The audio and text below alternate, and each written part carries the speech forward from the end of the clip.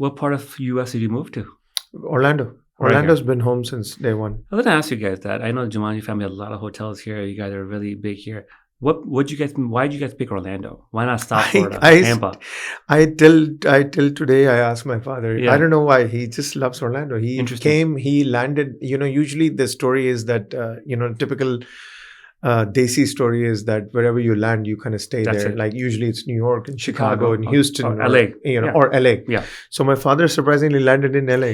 So, but yeah, and he was, and back in the days there was a ticket called See America. They would Okay. have coupons, Yeah. so you could have like 3 or 4 coupons, whichever city you want to travel to, so you can come.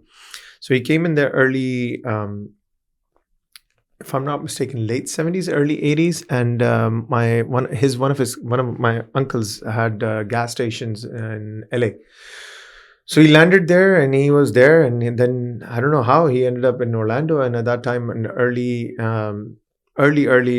80s, early 90s, he ended up coming to Orlando, and he fell in love with Orlando. He's like, no, this is the place.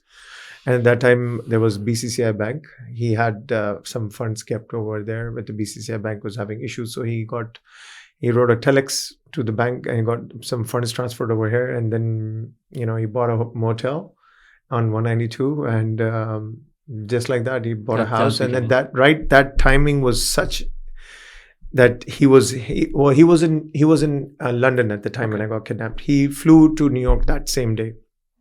But he had bought the motel already.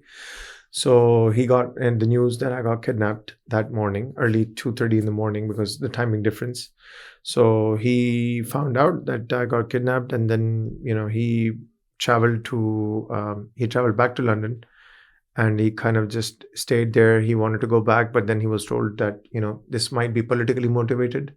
They might want to arrest him because of holding me back. And so it just, yeah, and 21 days when quite strong.